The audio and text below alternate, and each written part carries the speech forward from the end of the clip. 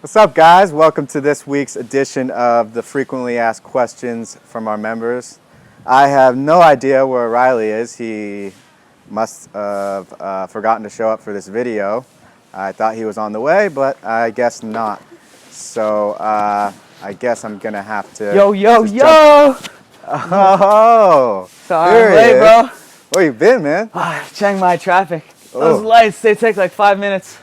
That Maya Mall light. Oh, you hit Anyways, the Maya. I'm already mic'd up though, so I'm ready to go. Thanks for getting my coffee for me.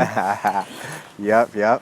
Let's get it. Let's get it. Alright, we got some Amazon FAQ. That's the video today. That's it. Well, hey, we got the answers, people. Alright, what's good? Talk about the review news first.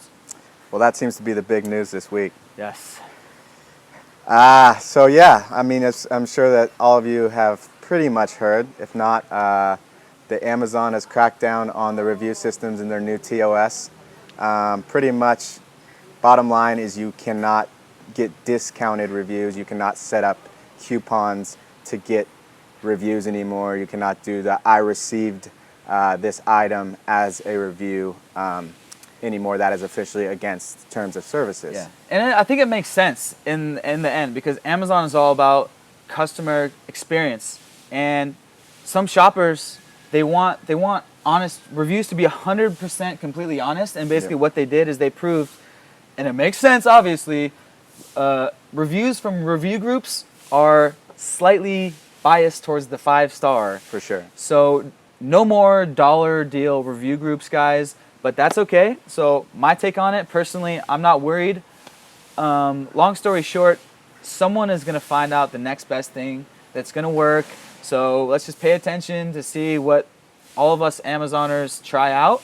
And then over the next few months, we're just going to adapt and, adapt what works best.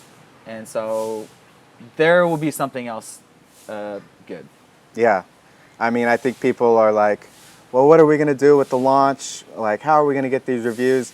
But now you got to remember that it's an even playing field. Yeah. So it's not just like, oh, okay, someone can do it and someone can't. It's like everyone can't do it.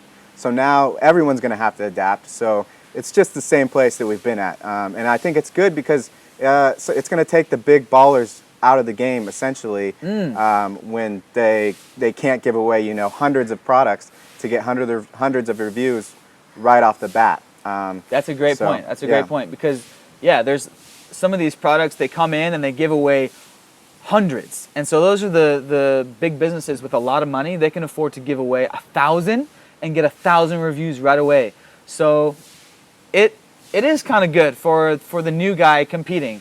And they also are started to take away some reviews that were from discounted orders. And that happens to everyone too. So it's an even playing field. Don't worry about it, guys. We're going to be updating the course very soon with some new strategies that people start to do, including the flash deal method. And I don't want to go into that because I haven't tried it, but we'll be updating you guys on more research on that. Just like Tim Ferriss, you got to adapt. Yes. Pay acute attention to what is already working and adapt it, like I have on my 4-hour workweek mindset Instagram. All right, next question. Question number 2. Somebody asked, how do we pay for samples? Yeah, we usually just use PayPal. I've heard that AliExpress Pay works. Just anything that you can keep track of, not like Western Union. Typically not wire transfers because you're going to get a bigger fee on that unless you're dealing with a large order. So it's typically only going to be like $30 or $40 for a sample. So yeah, we use PayPal. We've used PayPal every single time. Yeah. And Brent and others have been asking in our Living That Life community, which you guys are free to join. The link will be below. But currency conversion. So if you live in the UK or you live in Canada or you live in Australia or Bolivia, like dude I was just chatting with, or Mexico, do you get screwed with currency conversion when you get paid out by Amazon? And so we haven't dealt with this personally, obviously, but you should look into Payoneer and TransferWise. It seems that a lot of digital nomads use those things. Yeah, that's what we've heard about in the groups and have been the trusted lowest cost or lowest percentage Yeah. transfer. So look into that, Payoneer and TransferWise. Next one. Should I sell in the UK versus the US versus Canada? So that's a good question, and we've got that question in the group recently. And you can look into both. The thing is, America is 300 something million. UK is 30 or 40 or 50 million, something around there. So US is way bigger, UK is smaller, and there can be advantages to both. So if you have a narrow list of products, use Jungle Scout. I hear it works for UK as well as US. Unicorn Smasher, I tried, it doesn't work all that well in the UK for most products.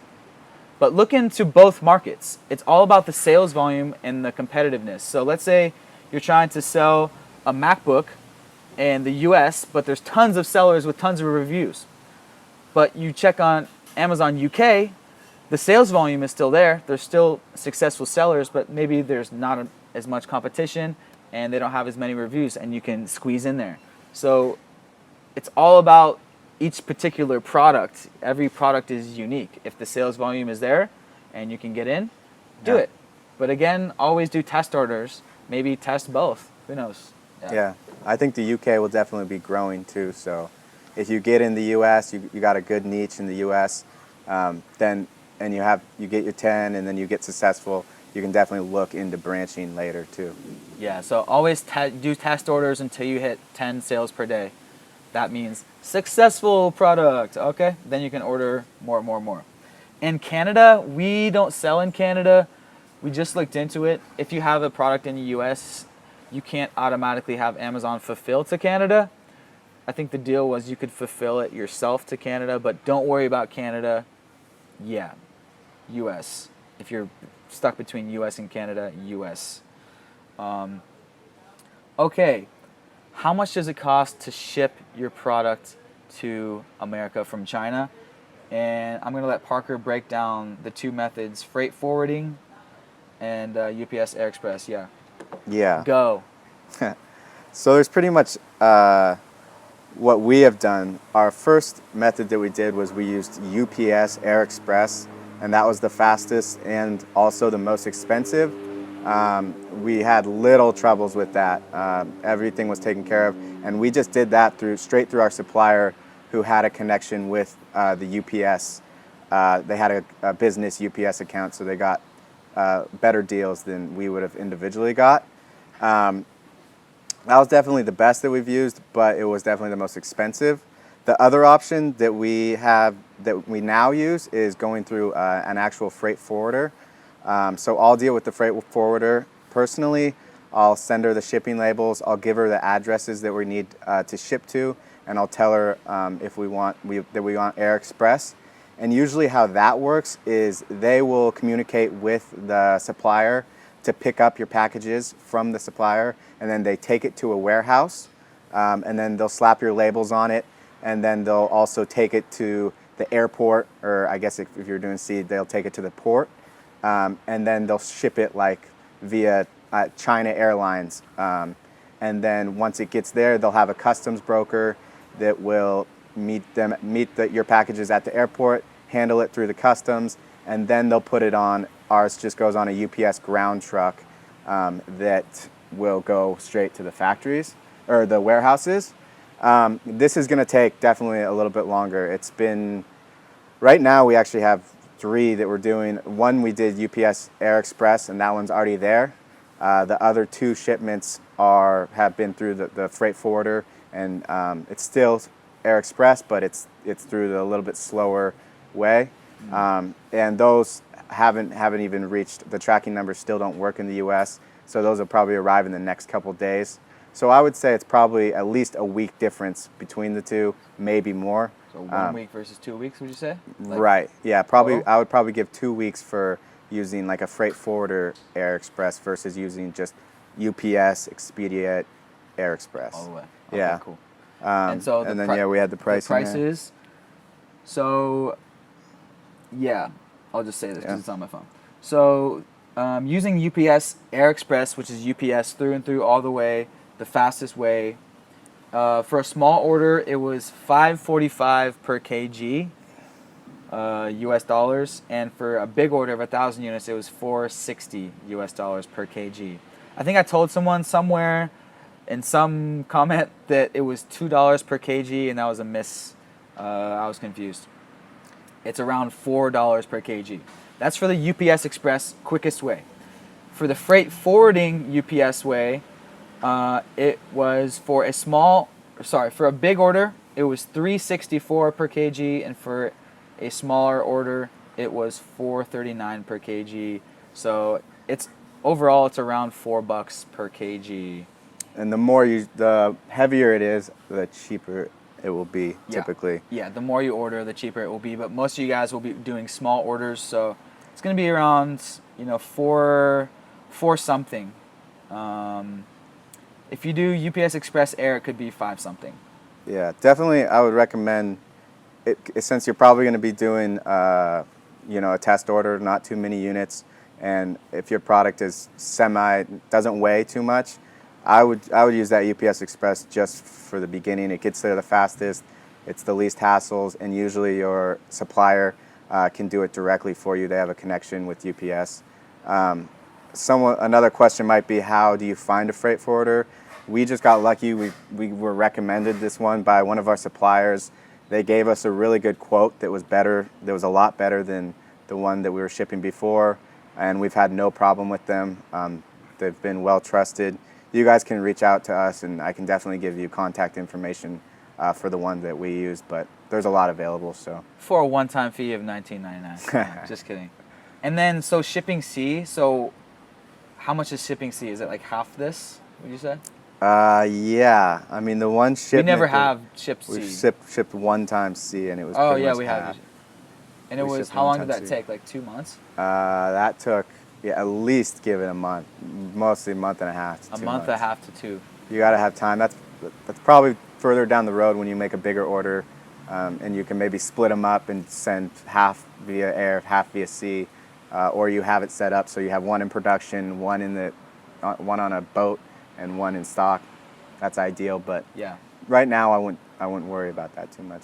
Yeah, because you're not going to be ordering enough to get started to have it be that much cheaper, but for an order of 1,000, wasn't it like $2? Yeah.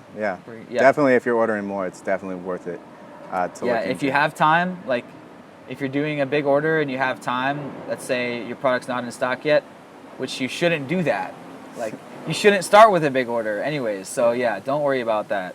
I know for us, like when we started, we wanted our stuff to be there ASAP. We were excited to get off the ground, so we just spent a few extra dollars to ship it fast. Yes. Okay. So, wrapping up here, last question for this little episode of Amazon Answers. Taking this from you, Nick. We took your idea. Okay. Amazon Answers Weekly. We'll try to do it for you guys. So, what's the biggest tip? Someone just asked me like yesterday. What's the biggest tip when choosing a product? Hey, could write a book on this shit. What's the biggest tip? The biggest tip is choosing, I call it a niche within a niche keyword. A longer tail keyword that you can go after that's not that crowded. That's why our product does well. In addition to that, make it different / stand out. Yep. The only thing I would add, like we said before, is do a test order. You never know from the time your product is produced to the time your product gets to Amazon how many more players will be in the game. That's why creating a test order is ideal. It's a lower investment, so you won't lose as much, and you can always get more. Those suppliers will always be there. Yeah, always do a test order, guys. Don't get too cocky like we did with our second product. We ordered 1,000 right out of the gate. Wasn't so hot. So the niche within a niche keyword, what I mean by that, for example, like iPhone case would be obviously way too competitive keyword, but just for an example, iPhone case would be the niche. The niche within a niche would be iPhone case with kickstands. So that's what we're talking about. That's still probably way too crowded, but that's what we mean by niche within a niche, or like a niche within a niche within a niche. Pink iPhone case with kickstand. You know what I'm saying? But a color is not a good example. You need to make it physically different with features. Not just look different, sexier logo, sexier package. That's what our second product had, but the features weren't different. There were other sellers with the same exact model. Don't do that. So that's the biggest tip.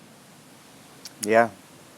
And there's been some people asking about the course for the pricing, leaving the early bird open a little longer. Yeah, it's because I was meaning to post like 2 videos during the super early bird period, which it is at now. So we're gonna leave it open through when this video gets posted. Whenever I upload it, I'm also uploading a vlog right now, an apartment video, and a nightlife video that we're gonna be filming tonight. So excited for that. So it'll be open for a few days after this video gets posted at the super early bird price, and then it'll go up again. Why is it gonna go up again? Because we pay attention to the 4-hour work week. We pay attention to what's working and adapt what's working. That's just kind of how courses work. It starts low and then it goes higher. We started out buying the Dropship Lifestyle for $600, and now it's $2,000. Yeah, we So- want to get students. I mean, we want to have a good start of students, and once we get students, we feel like the value will go up because people's experiences will also be included. Yeah, it's just like an Amazon launch. You start at a low price and then you slowly move it up. That's just kind of how courses go. So I hope to see more of you guys in there. We got a group of about a dozen of us. We got a baker's dozen. We have 13. Yeah, 13. It's a magical 13 here on a beautiful Friday in Chiang Mai. So signing out, I'm going to slam this coffee for you guys now. Leave your comments below. Hit us up. Peace. All right.